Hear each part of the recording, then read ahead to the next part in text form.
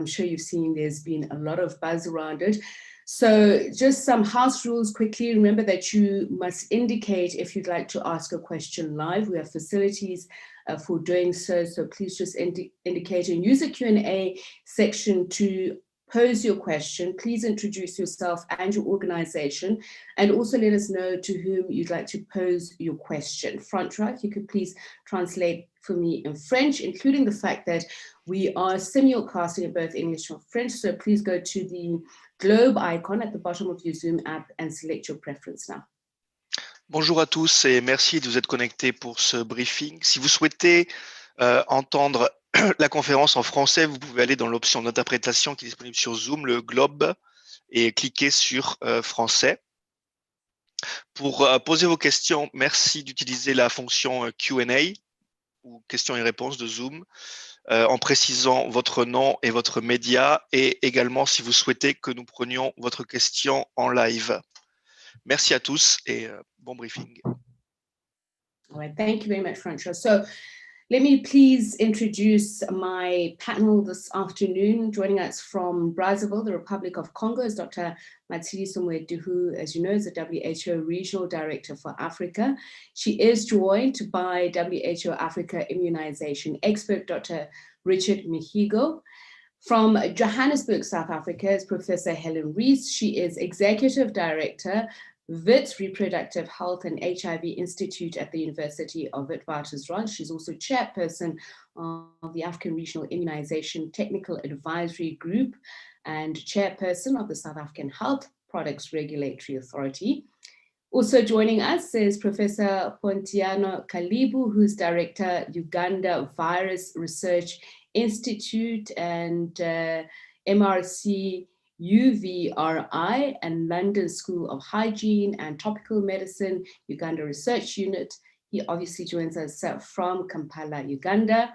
Welcome, and welcome to you as well, Professor Frederick Were, Perinatal and Neonatal Medicine, University of Nairobi, and Chief Research Scientist at Kenya Pediatric Research Consortium.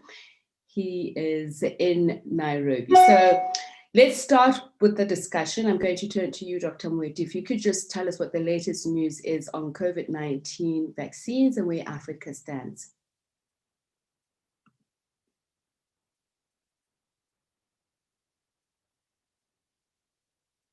Dr. Moeti, if you could please unmute. Ask them to unmute. Okay, this is stupid. We can hear you, Dr. Moeti. We can hear you. You can hear me now? Okay. Yes. Good morning, good afternoon. Thanks very much, Tsepiso. Bonjour à tout le monde. And thank you all for having joined this press conference on COVID-19 vaccine readiness in the African region.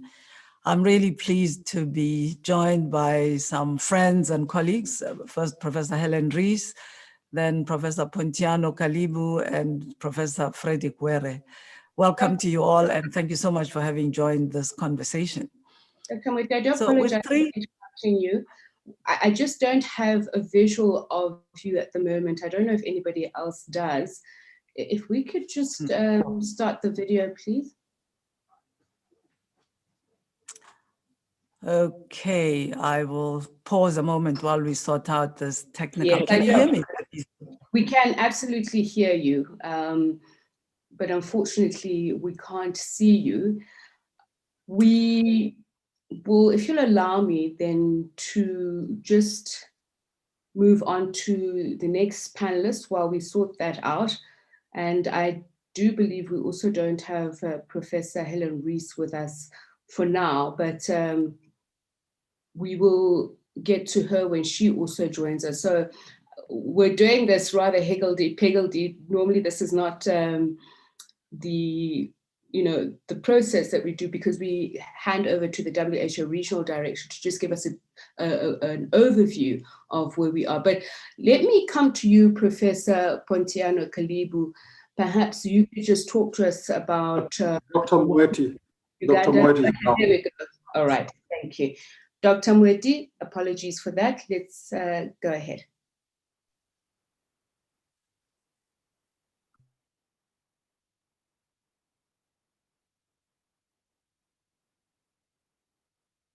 connectivity issues, which sometimes happens where we are. So again, I'd like to say good morning, good afternoon, bonjour, and thank you all for having joined us today to talk about COVID-19 vaccine readiness in the African region, and to say a warm hello and welcome to colleagues and friends. I hope Helen will be joining us soon, Professor Helen Rees, but hello to Professor Pontiano Kalibu and Professor Frederick Were. Thank you so much for having taken the time to join this conversation today. I'm here with you. With 3 COVID-19 vaccine candidates demonstrating high levels of efficacy, many countries are keen and determined to get the vaccine on time.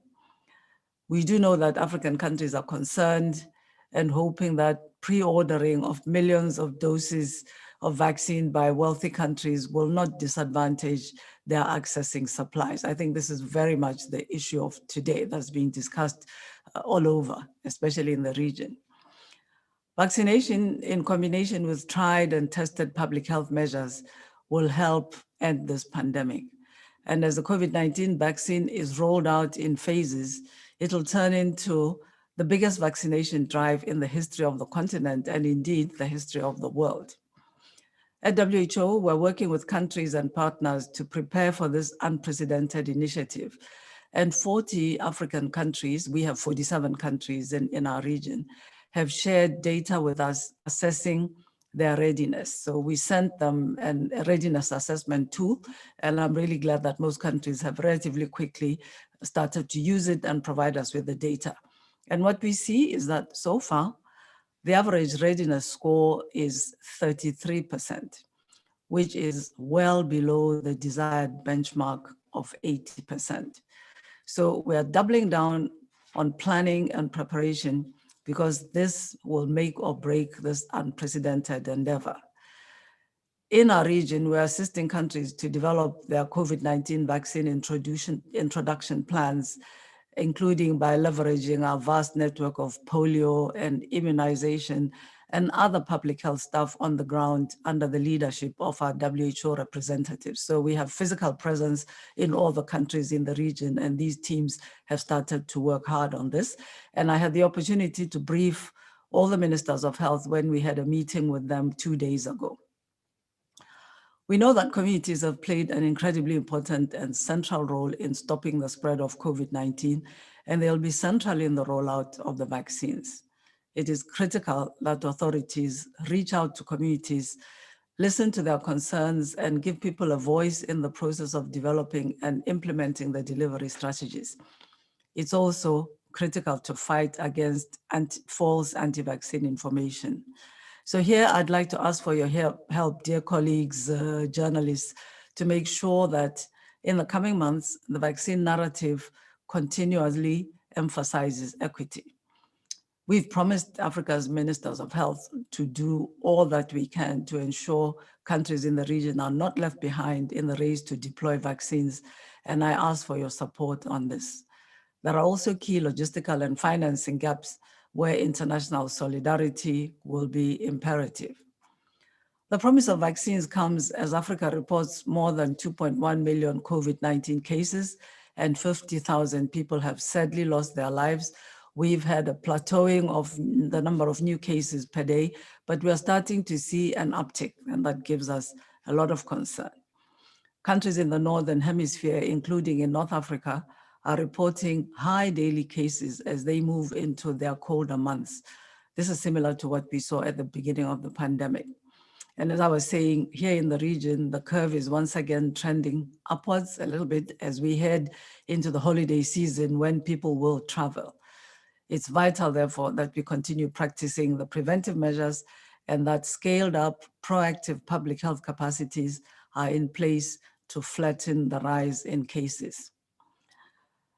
At WHO, we're working with UN agencies and other partners at country level to provide support in this endeavor, including around the response to the pandemic and providing essential services for health, because we don't want this to suffer as we focus on COVID-19.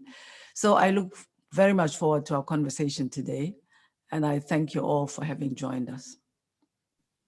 Thank you so much, Dr. Mweti. And just a reminder, once again, to my colleagues that should you wish to pose a question live, just indicate so and we'll be able to assist you. So now let's hear from Professor Helen Rees. It would be lovely to get your insights specifically with regards to various COVID-19 vaccines that are showing promise. Professor Rees, welcome. Thank you very much. And thank you very much for the introduction and for inviting me to be on this discussion. And I think it's really excellent to have discussions like this because the data is changing so quickly.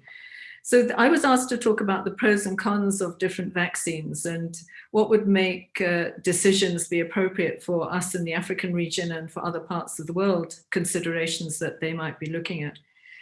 First of all, I think it's clear that the first thing that you need to have is an effective vaccine and a safe vaccine. And the good news is that early results from 3 vaccines now, the Pfizer vaccine, Moderna, and the AstraZeneca vaccine, have all started to show really exciting and promising results.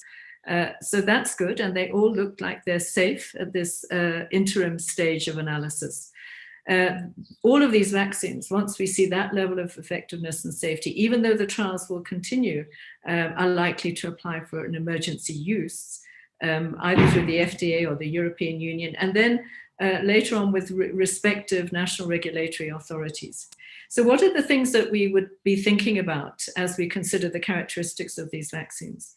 Well, the first thing is very practical things like how many doses do we have to give? Is it 1 dose or 2 doses, and how far apart? And can a program sustain that? The thing that's actually gained a lot of attention and discussion recently has been what's called the ultra cold chain with the RNA vaccines, in particular the Pfizer vaccine that requires at the moment a -70. Pfizer are working on this to try and change that parameter of the vaccine and make it more program friendly, but that's what it is at the moment.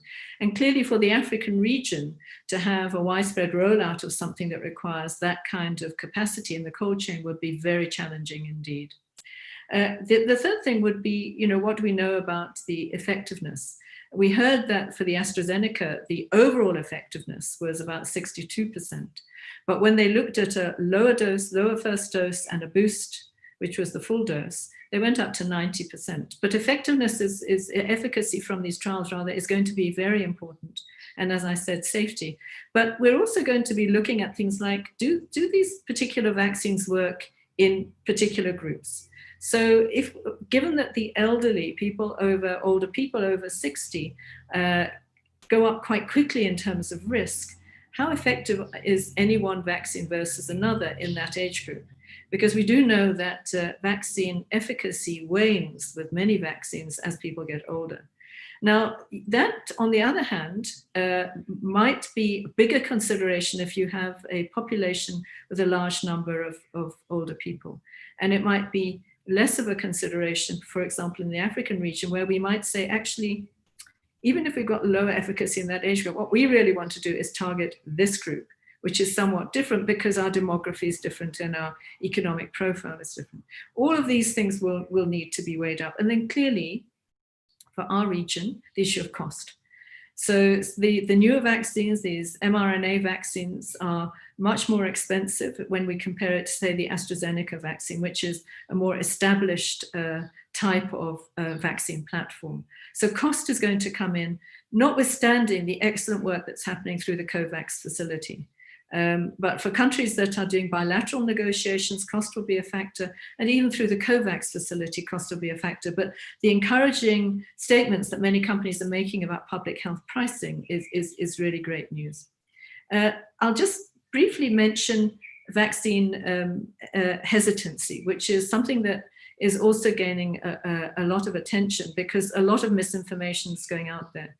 For the African region, we had a problem right at the beginning of the pandemic, where unfortunately 2 French doctors had a conversation that went viral, where they appeared to be saying it's a good idea to come to Africa to do clinical trial research because we will have a big problem, and that was perceived as perhaps the African region being looked at as guinea pigs. And that created a very negative dialogue in our region, in some countries in particular. So since then, we've had, I think many of you will have seen a lot of misinformation coming out in social media, etc. And the mainstream media really trying their best to give accurate and complete information. And that's what we have to keep doing. There have been a number of surveys now. One was published in Nature Medicine, which showed overall about just over 2/3 of people said that they would feel that they would like to have a vaccine or they would be willing to have a vaccine. But some people still being very reluctant to the extent of refusing it. That's about 1/3, and that was global.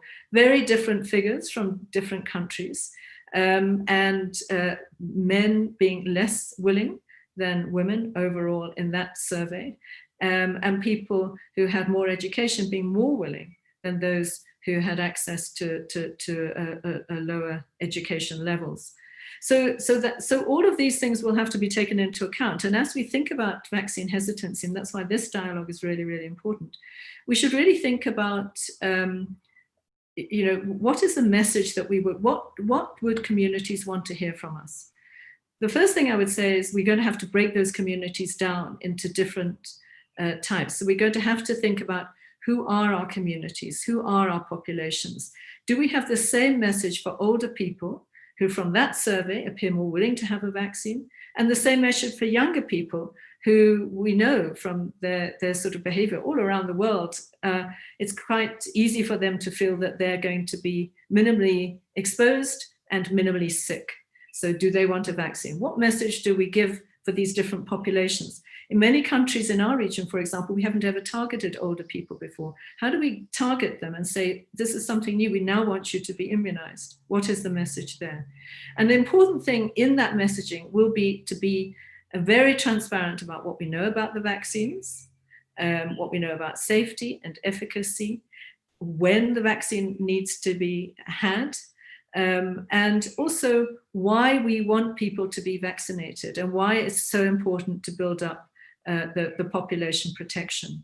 But early on, one other message that will be complex to get out when we have limited amounts of vaccines, this will be a worldwide issue, is why are we targeting some groups and not targeting other groups? That explanation will also be very important. I'll stop there. Thank you. Thank you very much, Professor Rees. Very interesting to hear that perspective, and I'm sure there'll be quite a few questions coming out of that.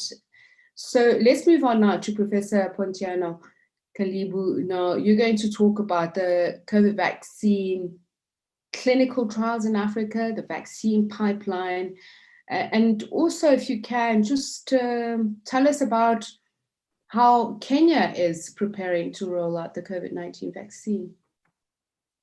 Thank you very much. I think the last one for Kenya will be for my colleague Frederick, who will talk about Kenya. But as far as vaccines in Africa is concerned, first of all, the vaccine pipeline.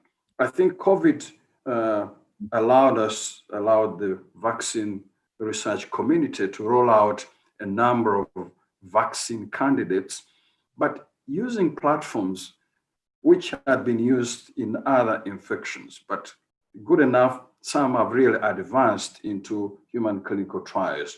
I think the pipeline moves from inactivated vaccines, live attenuated vaccines, non-replicating vectors, such as the chimp adeno, which we'll talk about, replicating viral vectors, using them as vectors to carry the vaccine components. The RNA vaccines, very exciting, which two of them have come now to be efficacious, messenger RNA, DNA vaccines, protein subunit vaccines, virus-like particles. So we have a number of pipeline of vaccines, and some of them have moved into human trials. As we speak now, I think approximately 35 vaccine candidates have gone into human trials. And I'm happy to say that Africa is making a contribution, especially South Africa.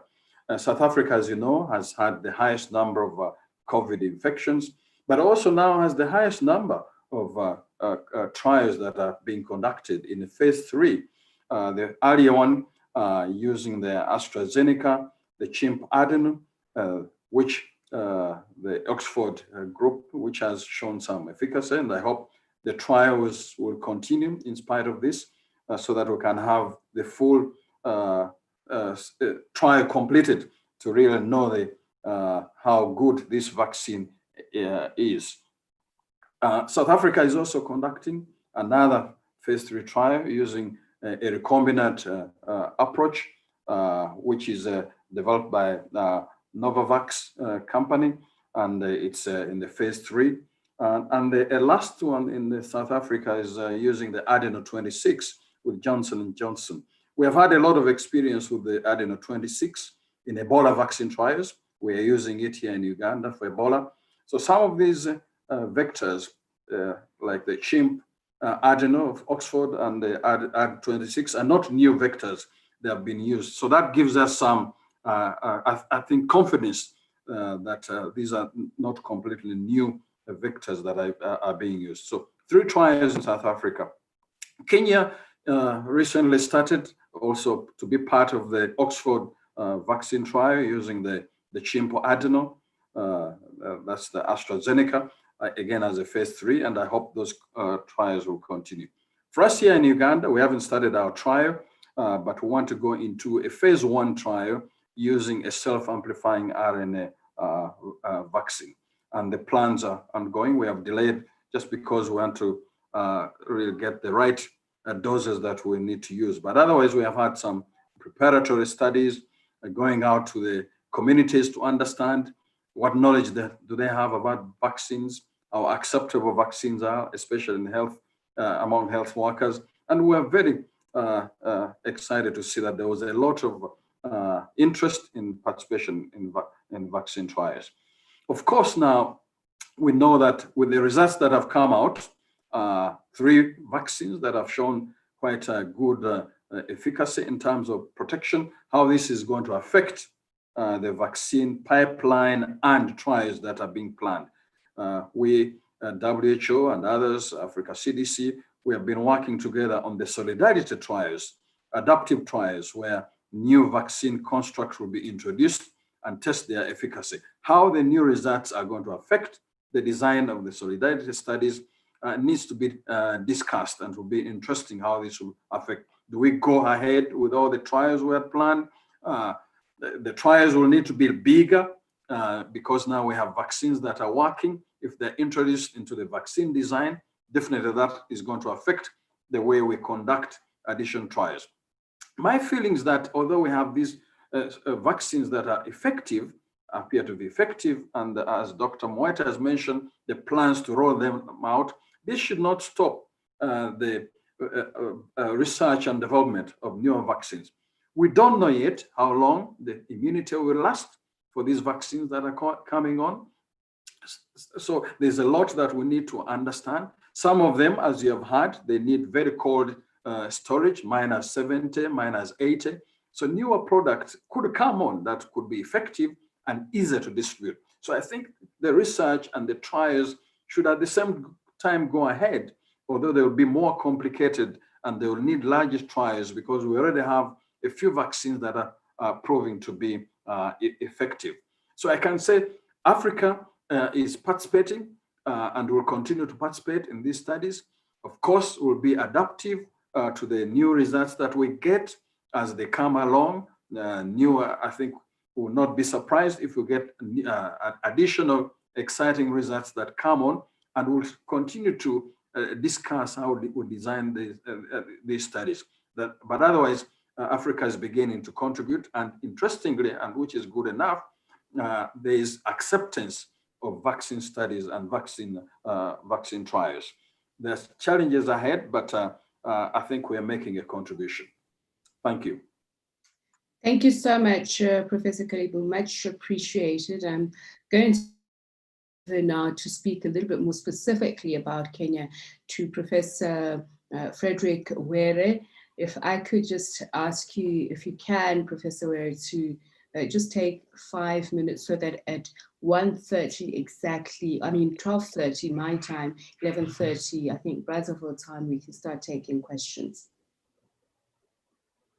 Thank you very much, and good morning, Helen. I haven't seen you for a while, except here. In addition to the nice introductory remarks made, I also am the chair of the NITAG of Kenya. I could say a word or two about the preparedness. I'm not certain about what was sent to WHO in terms of our percentage preparedness, whether it's on that whichever side of 30, but we are having a full weekend meeting beginning tomorrow as a NITAG to hear that from the ministry. What I can say is that at political level, at immunization health systems level, at the department in the ministry level, I think there's been a lot of movement for us preparedness. The conversation that have been available at really all levels, I think, despite not knowing the exact percentages, that has remained on our lips.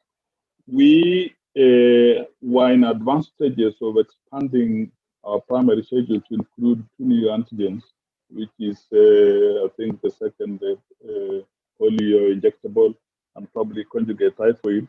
Those are some of the maneuvers we shall be speaking about, what we can stagger and go on, what must be done. Having said that, we generally have a fairly resilient immunization health system in cold chain, but it's not resilient in terms of those demanding -70. That's one end that we would be in a bit of trouble here if we have to implement. Another issue that is of importance in Kenya, probably a few other African countries, is that when we will be defining the categories of risk and those we must react to first, in this country, in the last 5 or so years, the population of over 60, which is what we regard here as the elderly high risk, it might be defined differently elsewhere, has actually now surpassed that cohort. So we have more than 1.5 million out of a total population of 44, that's now over 60. So even if we narrow down to the most at risk, the health worker population may not be as large, but if you look at all the frontline people who work in health facilities, it's also significant. So we will be maneuvering ourselves in the next couple of days how to define the sequence in which we should do the vaccination as the actual products come in. And importantly, we will have to be careful about which one we choose if they're both available, because my view is that one that requires -70 will not go far enough into the labyrinth of the health systems regarding immunizations. But politically, I think I can assure people that the innuendo I'm hearing that people are ready, administratively in the ministry, we are prepared. The systems, the advisories will be coming out by the end of this weekend. And at least we qualify in Kenya and most other countries to benefit from the Gavi support, which brings, I think, the cost down probably $2, but those slightly less than that.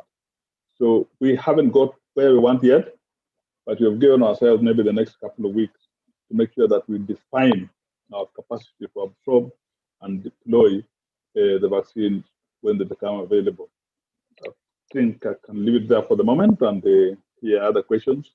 I don't have an exact answer to what percentage of population, but if we repeat this conversation on Monday, Tuesday, I'll have had a full feedback from the immunization program, which is happening tomorrow and Saturday. But I've been aware that we have been active in preparing. The moment we started hearing the vaccines are in the advanced stages, conversations have gone on administratively. Now they're coming to the advisory level beginning this weekend. Thank you. Thank you so much, Professor Were. So it's time now for the Q&A section of this discussion. A reminder to my colleagues once again that if you'd like to ask a question live, you're more than welcome to do so. And please indicate to whom you're posing the question. Also introduce yourself. Don't forget to do that, including your organization. So we're also going to be able to answer questions in both English and French. So if you'd like to ask a question live in French, we do have interpreters, but also we will be able to have it interpreted if you're not asking it live. So let's go to the first question. I'm going to make sure that Kate Bartlett is available. She's from German Press Association. Kate, are you able to ask your question now? Yes, can you hear me? Yes, we can. Please go ahead. Okay, hi, thanks very much. I have a question, I guess, for Dr. Moeti, but anybody else who has an answer. Firstly, when do you expect the first African countries to get a vaccine through the COVAX platform?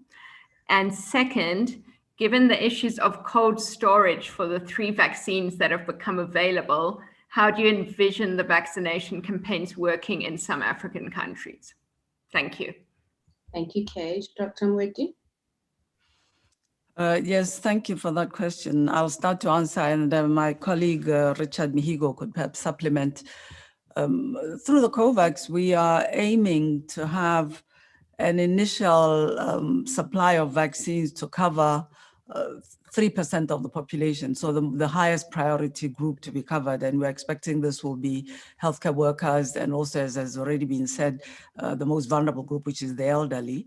And the expectation or the plans of the platform are that some of these vaccines should start to become available late in the first quarter of next year. So progressively, we are expecting by the end of next year to have been able to provide vaccine to cover 20% of the population, and then think that what is being done by other partners, especially the Africa CDC, will cover some of the rest, but we'll still be working with countries in the COVAX platform on this. And then the question of the cold chain, I think my colleagues have already, in their introductory remarks, addressed partly this, that the Pfizer vaccine, which requires temperatures of minus 70 degrees, will indeed be a huge challenge for most of our countries to be able to provide the conditions to distribute countrywide.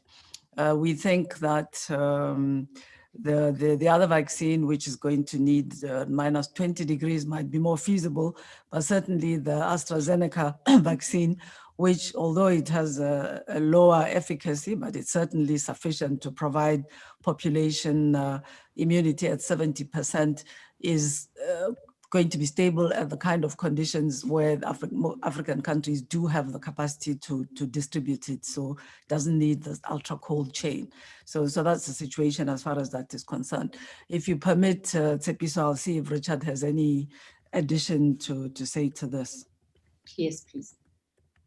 Dr. Mihigo? Yeah, thank you very much, Dr. Moeti. I think we've addressed most of the issue raised.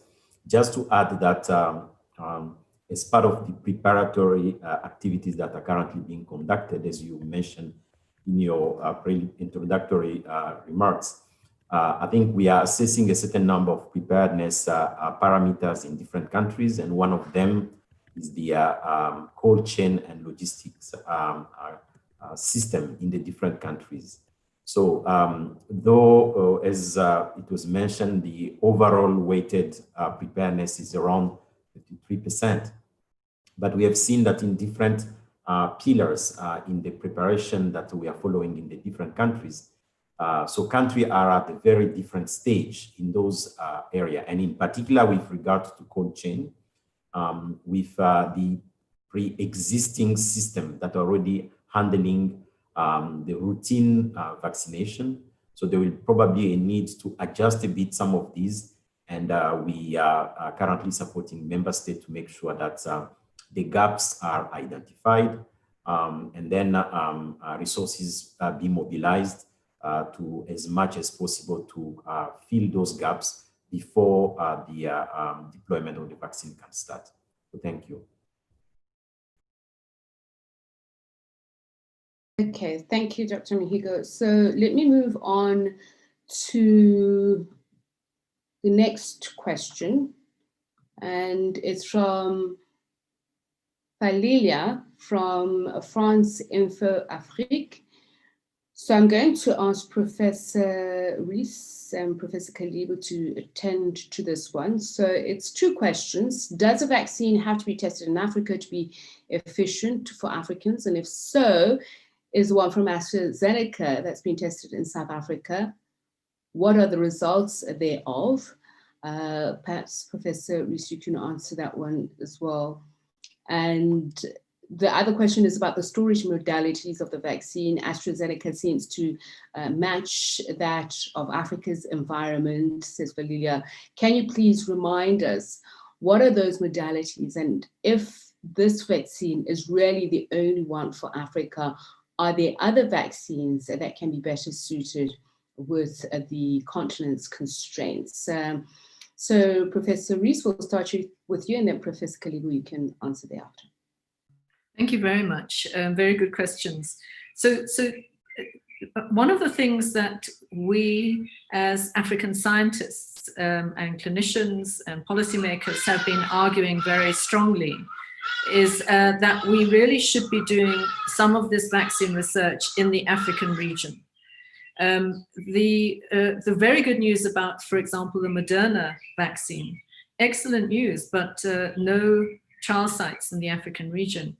And in discussion with the company and in a WHO discussion, we were able to say, what are your plans? Do you have plans for coming into different populations? Clearly, many of these companies which have done big trials, for example, in the US, have had diverse populations integrated into them, but that isn't the same as looking at African populations who live in our settings, because there are many other things that can influence the way that a vaccine works. For example, coexisting other conditions like malaria, other conditions that affect the immune system that might be more common in our settings. So to answer you, the preference certainly would be to have at least some clinical trial sites in the African region.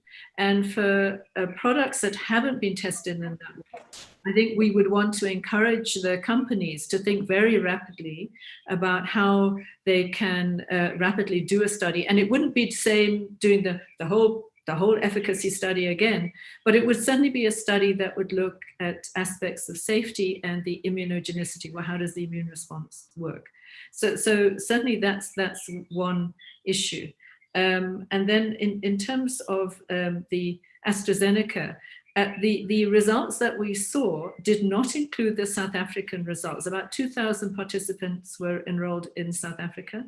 They didn't include it. Interestingly, when we went into the field in South Africa, it was as we were reaching our first wave. And in fact, we had very few what are called endpoints. So very few people actually developed COVID across both arms of the study. So they didn't include those results, but those results will be able to give us safety data and immunogenicity data. Okay, thank you. So Professor Kalibo? I think the issue of Africa has been well answered by Helen, but also to note that studying of these vaccines continues. Even as they're being rolled out initially, there will be a lot of information that will be collected, especially on safety, but also in the immune responses. So this information will continue. So it is desirable to do, and it will be nice to do some studies in Africa, but that's not a condition to really introduce vaccines in Africa. They can be tested elsewhere. But as Helen has mentioned, it will be desirable and nice to know how these vaccines fare in the African population. Sometimes vaccines behave differently. A very good example is BCG, which behaves differently in different populations. But this will continue to be studied. Storage is an important thing. One of the vaccines is stored at -70, another one -20, another one 2 to 4 degrees. But again, still, they will continue studying, is it possible to lower the temperature for the Moderna vaccine to lower the Pfizer vaccine, which is -70, to lower temperatures, or even the Moderna one? That will be continued. So, but it puts, because of the logistics challenges which have been mentioned, storage at -8, even us in the labs who work in specialized labs, keeping a -70 freezer is not easy. Yeah, they're not easy to keep. They're expensive to run. They break down very easily. Temperatures will fall. So it's not easy. But you can imagine health centers in upcountry health centers in many of our countries, how this will work. Efforts have been made to use solar power and the rest to run fridges. How do you run a -80, a -70? It's quite challenging, but it's, of course, for now, better than nothing. You rather look on logistics and save lives, but the lower the temperature a vaccine uses, definitely the better, and more will continue. I think more research and more improvements of these vaccines will continue. RNA, of course, the two vaccines that use very cold temperatures are using RNA. RNA is very delicate. Even in the labs, we use RNA, but it's very delicate. You need to use really cold temperatures. It's a new technology. The first time it's being used this widely in humans. We have to learn more, but definitely storage is going to be a challenge. Thank you. Thank you, Professor Kalibu. Let's now move on to the next question that's being asked live by Alex Winning of Reuters. Alex, are you with us? Yes, I think so. Can you hear me? Yes, we can. Please go ahead and ask. Great, thank you very much. So the first question is specifically about South Africa. Could Professor Rees or anyone else please speak specifically to South Africa's cold chain readiness, which may be higher than elsewhere on the continent? Could South Africa handle, for instance, the Pfizer candidate, which has to be stored at around -70? And then the second question is to any of the experts on the panel, which is a question about birth rates. And we've been looking at birth rates, around the world during the pandemic, and we're just interested to hear whether it's possible to identify any early trends in terms of how the pandemic has affected birth rates in Africa. If anyone has done any research on that or has any insights, we'd be grateful to hear them. Thank you. Thank you so much. So let me start with you, Professor Rees. Dr. Moeti, if you would like to weigh in on that, please do, Dr. Mihigo.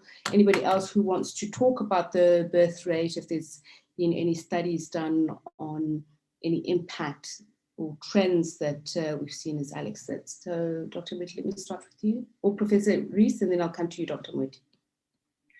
Thank you. So I'll look at the South African question, and could we manage the requirements of the Pfizer vaccine as they currently are? And as we heard, they are actually working on some changes that would allow a much more stable vaccine at different temperatures.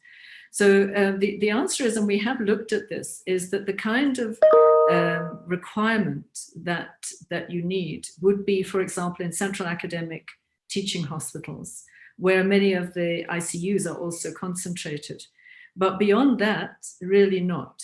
Now, we could argue that actually that wouldn't be a bad idea, because that would give us some of the sort of highly exposed, this is where some of our sickest patients are, etc. And we could immunize the healthcare workers. But hand in hand with that, you also have to then say, is that your highest risk healthcare worker? Because actually your healthcare workers now in sort of ICUs and in high risk centers, high risk and the most technologically advanced centers, they're tending to have access to the PPE that's required. The people that are not, once we get out, for example, in the Eastern Cape, where we have a major outbreak and a major surge at the moment, in many of the district hospitals there, PPE is inadequate and protection is inadequate. So the irony is that actually you might be having better protected people in those centers where you could store some vaccine, but you probably would need it in terms of healthcare workers, possibly to different categories. So very limited would be the answer. And certainly we're working obviously with our EPI program, our cold chain in the ordinary EPI program wouldn't be able to manage that. Thank you, Professor Rees. Dr. Okay, so that interesting question about birth rate trends. I think right now what I can say is that no, we're not aware of, and perhaps I can get my team who work on this to pull out what we have available as trend on trends on birth rates. What we do know is that as a result of the lockdowns, pretty quickly, access to family planning, for example, in some countries went down very significantly. So when was halved, or even the gap was even more than that in some of the countries where we did manage to get some information coming back. And then also rather concerningly, access to antenatal services and even having a delivery carried out by a skilled birth attendant also went down. I mean, in general, this was part of the impact of the COVID-19 measures on essential services. I would think that we will start to see, so we are now, the first cases in Africa occurred, really started in around March. So in the next few months is when we might start to see if there are shifts based on similar patterns from previous years. So I'm sure we'll be finding out soon in the next few months if there has been a change or not. But this is something that we can look up and we can get back in touch with you from colleagues who are dealing with this specifically. Thank you, Dr. I think Professor Kalibu, you had wanted to say something. Oh, no, I think. Oh. I could add a word. Yes, go ahead, Professor Ware. Yes, we may not have the precise data on the actual major changes on the birth cohort to expect, but we know from Kenya, for instance, that we have had a big rise in teenage pregnancies following the lockdown of schools and the people being at home. That fact, I think, is reported from really throughout the country. So, though we cannot give you the exact magnitude of change, it's clear that among the populations that were not expected to be getting into the maternal side of things, we're going to have more in beginning now, because we started the lockdown around about April. So we are counting our numbers. Every region has been reporting that when children were at home, there was an increased rate of young person pregnancy, quite often from non-planned means and within child abuse or sexual abuse. But we expect a higher number of babies, yes. Right. So before I go to the next question, Professor Rees, did you want to jump in? Yes, I mean, the answer is, I agree totally with what's been said, we don't know, but to complement what Fred said about behavior under a lockdown, I mean, one of the other things to think about is for those people using contraception, what technologies were they using? And in quite a lot of countries, the predominant contraceptive being used is an injectable progestin. And they have an effect on the woman's body, which means it takes quite a long time, a number of months, to return to fertility, just under ordinary circumstances, unlike those who would be on the pill, where you miss a few pills and fertility comes very quickly. So it's also going to be influenced at a country level for those using contraceptives, if they couldn't access, by which technology they were using. Thank you so much, Professor Rees. So I've got a question here from Pamela Amunazo from BBC Africa.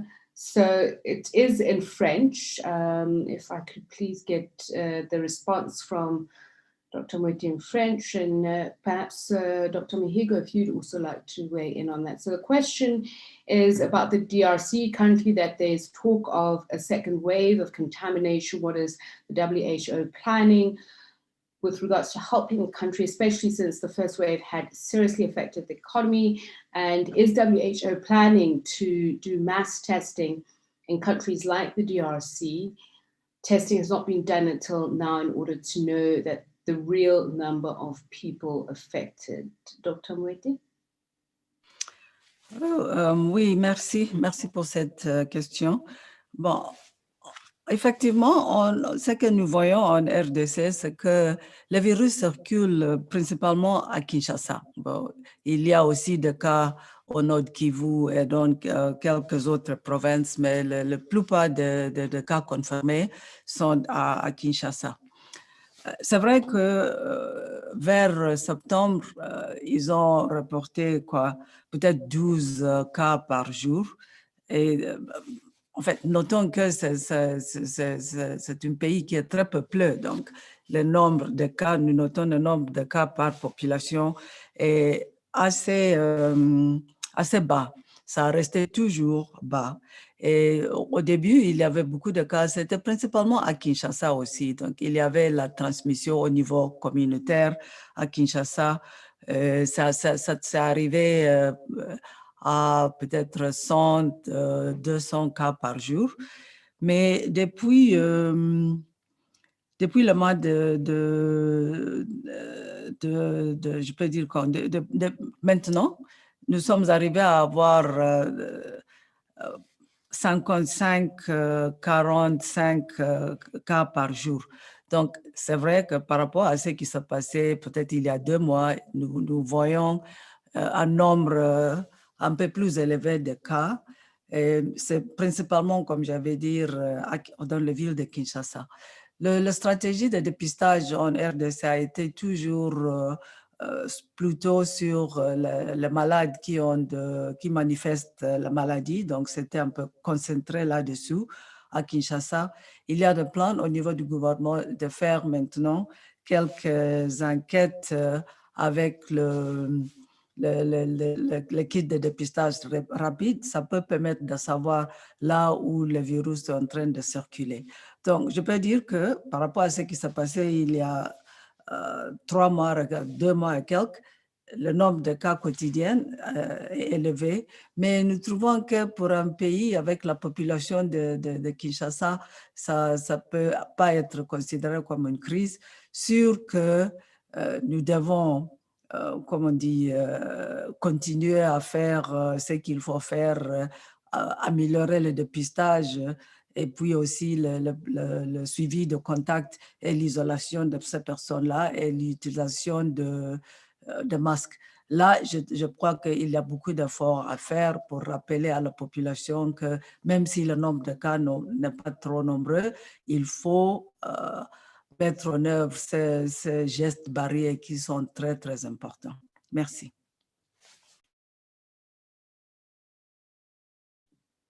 Thank you, Dr. Mweti. I'm going to ask if my colleague Paul Adepo from Lancet and Devix is online. I believe you want to ask your question live. Paul, do we have you on? Paul? Yes, I'm here. Can you hear me? Yes, now we can. Please go ahead. Yeah, thank you very much. So I have a question for Professor Rees. As an expert, considering the major stumbling blocks before the deployment of these vaccines, do you still think, looking at how Africa has gone in controlling the pandemic without the vaccine, what is the justification for still going ahead and investing heavily in procuring these vaccines that would only in the short term benefit a few proportion? I think Dr. Mweti said just 3% of the population. So for Dr. Mweti, I want to have an update on the rollout of RDTs for COVID-19 testing, which you mentioned a couple of weeks ago. And what is the current status, and how do you think Africa's can actually rapidly have access to the COVID-19 vaccine? So thank you very much. Thank you, Paul. Cerise? Yes, and it's a question that we've actually discussed within the region. So it does appear that the nature of how the virus has behaved in the African region doesn't seem to be as it has behaved in Europe. Now, having said that, in South Africa, we're having a second wave in one of our poorest rural provinces. That's very significant and is approaching what the scale of the first wave. The second thing is that one of the arguments that's being put forward is, do we need a vaccine because so many people might have been affected, but asymptomatically they'll have antibodies. We've seen reports of levels of antibodies indicating past infection in 40%, 50% from, but sort of isolated serosurveys. But the answer to that is we have no idea what we need, what we will really need to have what's called herd immunity. So probably the estimate at the moment, and it's varied from the time the pandemic started, from as low as 10% up to 80%. But the estimate that you'll see from modeling is probably between 50 and probably as much as 70% if we were to have herd immunity. And that's either from natural infection or from a vaccine. So we can't say with any certainty at all that because we might have had a high force of infection, particularly say in dense urban settings in our region, that that's going to mean that we're going to have very minor second waves. The second thing is the majority of people in many countries have still not been exposed to this virus. So what we're saying, and if you put the figures of how many people there are in the region, over 1 billion people in our region, you put those figures together and you say over time, pretty much everybody is likely, with some exceptions, the majority of the populations, if you do nothing, will be exposed to this virus, particularly if fatigue sets in and all the measures that we're encouraging people to use are not used.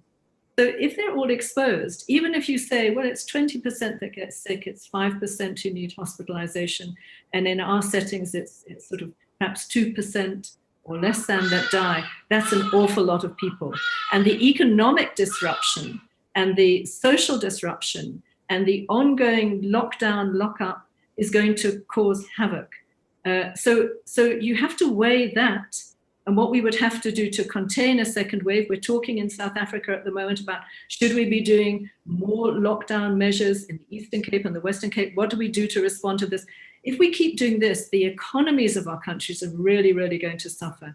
But the experts who are looking at this with all of those levels of uncertainty, despite the fact that I agree with you that it looks like we've had a different kind of epidemic in many of our countries, the vast majority of people are saying we definitely will need vaccines. Without that, we are going to go on seeing this massive disruption to our community. Thank you, Professor Rees. And I wanted to mention earlier on that Johannesburg Hadidars always want to announce themselves. So I see you've got company there. Dr. Moeti? Okay. Yes. Thanks very much. I mean, if one can add anything to Helen's excellent response, is to say in most African countries, the vaccine is circulating when it is circulating, mainly in urban areas, in the capital cities, and in the kind of centers of the economy. So as long as that is the case, you know, even if we can say, well, a few elderly people can die because they had pre-existing conditions, which is also tragic. If we multiply them in the countries, it is in the places where the economic activity is most vital in the countries that the virus is circulating. This just increases the risk. And our belief is that if there's a solution that can enable normal life to resume and the horrendous economic impact that is going to be with us for some time to start to be addressed, then we should absolutely take it on. The rollout of RDTs, as I indicated, WHO working with partners has been able to secure some significant supplies of rapid diagnostic tests, and WHO has also agreed to the emergency use licensing of a couple of reasonably well-performing rapid diagnostic tests. We see that increasingly countries are interested in using these, especially for cross-border testing of people who are traveling. And then we encouraged, as we said the last time, that they be very much used to confirm cases, confirm where the virus is circulating, to be able to get a better handle of the pattern of transmission, so that it can be possible to do the kind of thing that will enable the lockdown easing to continue, meaning to focus on local action where we see the virus is circulating among cases and contacts to contain the spread. I'm not able to give more precise figures of how many of the targeted number of distribution we have managed to carry out in WHO, but I know that we are working very much with our colleagues in headquarters and other partners on the distribution of these RDTs, and we'll be able to provide you, if we take note of who asked this question, with the information again from our team, which is not connected on this call because we mainly were expecting to be talking about vaccines, but this information will certainly be available with our logistics team in our incident management group. We can send it to you. Thank you, Dr. Moeti. So we've got a question here from AFP, and I want to find out, Sophia Christensen, are you in a position to ask your question live? Would you like to do that? Sophia? Okay, if you do want to pipe up, I'll read your question so long. So it is directed to Dr. Moeti. It's about something that you mentioned earlier on, Dr. Moeti, this criteria. She's asking that you please elaborate a little bit more on the WHO criteria for vaccine readiness. The fact that you spoke about 80% ready when it's below a country threshold, what exactly does that mean? Okay, thanks very much for that question. So I'll suggest that Richard provides the details of this aspect of the preparedness. Okay, thank you, Dr. Moeti. Usually in any vaccination drive, there are a certain number of parameters that country puts in place and follow up to make sure that all the different pieces are together to have a successful vaccination campaign or introduction for any new product.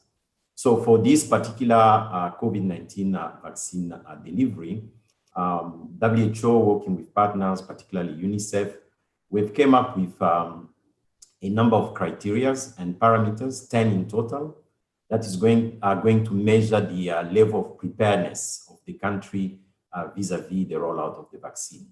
So these parameters range from planning and coordination aspect, regulatory readiness to make sure that the vaccine can be registered easily, supply chain, logistics and cold chain, communication, risk communication, community engagement, safety monitoring, etc. So all of these different parameters are followed up and can be scored in terms of readiness or not.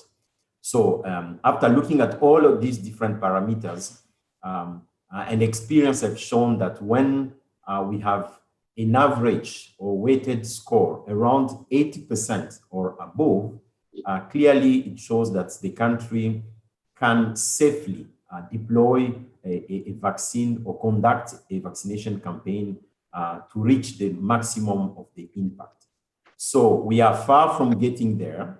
So far, the weighted average is around 33%, but we have different average when it comes to a particular pillar of the preparedness. And this is what I think Dr. Moeti stressed at the beginning, that we need absolutely to work and support country to make sure that the countries can bring up all of their different pillars of vaccine introduction to a level where if a vaccine becomes available soon, a country can safely deploy the vaccine to reach the maximum impact. Thank you very much, Dr. Mahigu. Let's move on now to this question. Professor Wera, it's directed to you.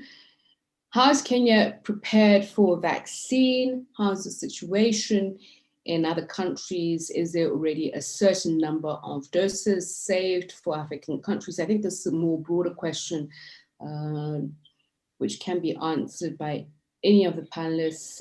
Are European countries acting selfish on the cost of African countries when it comes to the vaccines? So let's start with the Kenya situation, and then Professor, maybe you would like to add to that, as well as you, Dr. Moeti, Professor Rees. Professor Wera, let's start with you on that question. Yes, Kenya is, I wouldn't say absolutely prepared, but Kenya is on the ready to advance the preparation for a vaccine. And that's, remember, I mentioned at the beginning that in the next full weekend, the night tag. Can you hear me? We can hear you. We just can't see you. I think you video off. I think you may have switched the video off. I'm trying to put it on. It's refusing. It won't agree. I'm just going to ask the administrators to. Okay, there you are. We should be able to see you now. Try again, Professor Mary. Okay. Yeah. Let's just allow you to talk. Let me not. Okay, let me talk. I was saying that the Kenyan system, I think, is preparing very aggressively and is sufficiently prepared in terms of cold chain, depending on what we do get as a vaccine that's available. And I believe that by the time Dr. Moeti mentioned it's the end of the first quarter of next year, there will be. We are going to spend the next 3-4 days largely discussing additional logistics, like who to begin with and mapping them out, and that sort of thing. Kenya has a unique system of having a national storage and a more distributed regional storage system that has the same cold chain capacity as the national, but not volume-wise. So the preparedness is probably better than many, but I can't say firmly today that we are fully prepared. But I can actually vouch that given the time between now and the beginning of next year, we shall be. And in the course of the weekend, we shall be busy just fine-tuning those sort of things. So thank you, Professor. So we are running a little over because we have a high volume of questions, and we'd like to ensure that we get as many questions answered as possible. Professor, would you like to weigh in on some of those questions, especially around how the situation is in other countries with regard to vaccine readiness, and are there a certain number of doses saved for African countries, and obviously the race for vaccines? I don't have much to say, only that to say to state that many of African countries now, because the results have just come out for some of these candidate vaccines. Of course, there are some who are thinking that the vaccine will come out soon, but this is the time to prepare. I cannot give you how much like Uganda is prepared, but the discussions are beginning, just like in Kenya and elsewhere, to start talking about working, of course, with WHO. Dr. Moeti will have to chip in here, working with WHO and other partners to see how access, we can have access, and the distribution and the temperature chain. No, most of us are not that ready, but I think the discussions are really beginning. And I would like to listen to Dr. Moeti and other partners that we're working with. Thank you. Perhaps it's Helen here, if I may come in on the question of access, and have some countries got a lot, and have the Western countries got a lot, and are we going to get none? So I think there are three things I would want to say. Right at the outset, this was a major concern, and we look back at the pandemic flu in 2009, and we recognize for the African region that we got right at the outset was a major concern, and we look back at the. You can go ahead, Professor Rees. There seems to be some gremlins in the system today. I really am not sure what's going on, but we can hear you. No, as I said, if we look back at the pandemic flu, the African region got very little vaccine and very late. And had it been a higher mortality, we would have been really in trouble. So from the outset, we've said that we want equitable access for vaccines. And that was why the COVAX facility was established. And it's prioritizing 92 countries, which are called AMC countries, Advanced Marketing Commitment. And those are the countries. These are some of the less well-resourced countries that will have donor support, Gavi support, World Bank support to purchase vaccines. But in addition, self-financing countries are also putting money into this, and over 180 countries are now interested in that facility. So the COVAX facility, the idea is to try and get equitable access. So when we talk about that 3%, that's to say, can we get 3% to all countries of the world? To begin with, but that's not the end game. The end game is obviously incrementally and as quickly as possible to go up. But I think that one question, and everyone has heard this, that many of the richer countries have purchased large billions of doses in some cases of vaccines. But some of the countries are now saying, well, if all these vaccines turn out to be successful, or at least many of them do, and we have too much, there is a discussion going on about whether those countries would be willing to put vaccine back into the system. The COVAX facility would be one way of doing it. Bilateral agreements would be another. So I think all of this is moving very fast. But I think my third point is, and it's a point that's really worth saying again and again and again, that it's in nobody's interest to protect every citizen in one country and then leave many poorer countries without vaccine. Because you will never protect every citizen in one country with a vaccine. Many people won't be able to take it, won't want to take it, won't be accessed, and for various reasons. So you'll protect, even if you protect the majority, you'll still have vulnerable citizens. And B, as long as we have countries with large amounts of circulating virus, that virus is going to transport, as we've seen already.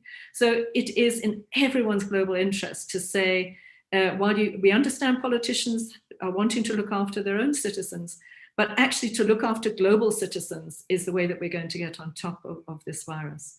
And I'm with my apologies, I have to jump off, but for all of the journalists, I'd be very happy through the WHO office if you wanted to ask any further questions. But just before you go, Professor Rees, do you have just a sentence in wrapping what you would like to end off the discussion on? Well, I think that we should regard vaccines in this current environment and more generally as one of the biggest global health goods that we have in the world. And they really need to be made available to everybody on as equitable and as fair a basis as we can. And this is the beginning of a very important discussion in terms of global health and setting new standards for how we regard each other across frontiers as global citizens. Thank you. Thank you so much. So we're just going to get final comments, but before I do so, Dr. Moeti, there is a question for you from Francophone paper in, I think, in Dakar, Senegal. It's Radio Oxygène. Mbanik Diouf is asking the question. Will there be free vaccines for African countries? If you could please respond in French, Dr. Moeti. Okay, I think free meaning will the countries have to pay themselves, or will people have to pay to be vaccinated? I think what just building on what Helen said in a little bit of detail about the COVAX mechanism, it includes low-income countries mainly, where there has been a contribution by donors of the money that will be needed from the procurement of the vaccine, but also the World Bank has made available a facility where the countries are also expected to obtain some of the funding and to pay the equivalent of what the self-financing countries are contributing. So it's subsidized very much based on international solidarity and contribution by some donor countries and donor organizations.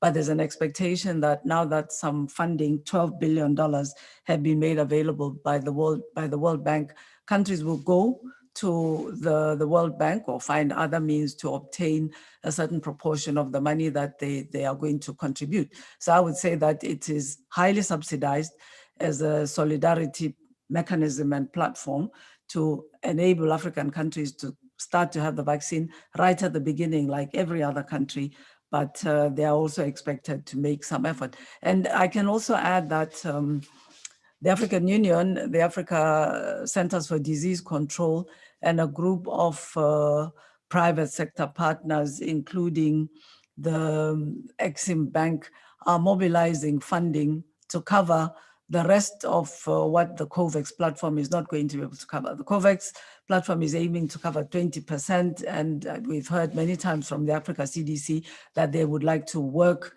with other partners to mobilize the funding so that we can relatively quickly get to 60% of coverage, at least to be able to have the funding to pay for that. Thank you, Dr. Moeti. So we're just going to get final comments now, and Professor Were, I'm not sure if you're quite ready, but perhaps we'll just give you an opportunity to get yourself ready. Professor Kaliwe, there's a question that was sent by Sinwa News Agency earlier on by Naftali, who was asking really if you foresee any barriers that could derail the rollout of the vaccine. in Kenya, yes, there will be barriers. We often battle antagonists who are there as a final remark, but we do have a method of some in-country testing to some degree to answer some of the fears which are usually around fertility. So whenever we have a new vaccine, we'll get it in and have it tested very quickly, and they assure the Catholic Church and any other antagonists that we find. Yes, in terms of the usual antagonists, we usually have that covered for every vaccine that is either new or coming for purposes of a campaign. Otherwise, my final remark would be that I think the Kenyan environment will work around the clock to meet the timeline that I had Dr. Moeti mentioning. And our local forces that report vaccines, I think we have an SOP with them that we shall follow the same and we should get by. Thank you. Thank you, Professor Were. Professor Kalibu, if you could also answer that question, including this, if you could possibly shed more light on the vaccine that's currently being developed, any of them really, and if they will be in any way able to prevent infections or the spread of the virus across the globe. Thank you very much. Is the question the vaccines being developed globally or in Uganda? What I think it's globally, really. I think it's not necessarily specific to any one vaccine. The question is about if you could shed light on a new vaccine, but obviously there are quite a few, so you can be general about it. Yes, yeah. Some of the vaccines that have shown efficacy are preventing infections, preventing new infections, and then there are others that are preventing severe disease. I think the Moderna one is preventing, the results so far, preventing severe disease, at least moving into severity, and the other two are preventing infection. Both are important because eventually we don't want, of course, people to get severe disease, but preferably if you can prevent infection, that will be most important. I think one other thing that a lot of now research needs to be done is to find out what is the correlate of this protection. What makes this vaccine work in terms of preventing the infection or disease, and then the vaccines can be improved on. So most of these vaccines are really aiming for that, either through infection, preventing infection, or moving to severe disease. The barriers, I think, what we have been talking about, finances. Always the financing is a challenge. We hope we can get the support, especially the low and middle income countries, to get the finances to have access, but also availability. There may be a demand, but also the production of these vaccines is not quick and simple. So whereas there's a demand on this side, the production side also has to be matching the demand. So I think where countries are producing, they have developed these vaccines, they need to accelerate. Of course, other countries like India and the rest are coming on to say, if we can have go through all the processes, we can contribute to the production of these vaccines. I think that would be very good. And one of my final remarks I want to say, I think it's an exciting time. The earlier discussions, press conferences we had, we're talking about the pandemic, concerned about how the pandemic is going to evolve, how are we going to manage, how are we going to treat, to prevent. It's good now we are beginning to talk about access to vaccine. It is, I think it has been amazing the speed at which science has moved on to this where we are now to have some vaccine candidates that are promising. And I'm sure a few more will come on. So I think we have to really be very proud of the science and the speed and the investment that has been put into all this. And we hope, we're excited. Next time we have a press conference of this kind, we'll be talking about how many countries are now ready and maybe about to start distribution. So it's really We know the pandemic is really in a bad state, especially in the Europe and the USA and other countries. I think we need to, but we are a bit excited by these new developments, and we hope sometime by the end of next year, at least we'll have reached somewhere in the control of this pandemic. Thank you. Thank you, Professor Kalibu. Dr. Mahiga, I'm going to come to you for final comments, and I wonder if you can comment on this at all. If it's a question from Graef from Civil Engineering Department, asking if there is a classification for vaccines, as in vaccines for different types of COVID. I wonder if it's something that has been in discussion or being looked at. Well, thank you for the question. I think what we can say at this stage is that for the first time, different platforms, some of them are new, have been used in this search for a vaccine for COVID-19. For the moment, we have 5 different platforms. I think Professor Kalibu, in his introductory remarks, tried to explain that we're actually using for the development of some of these candidate vaccine.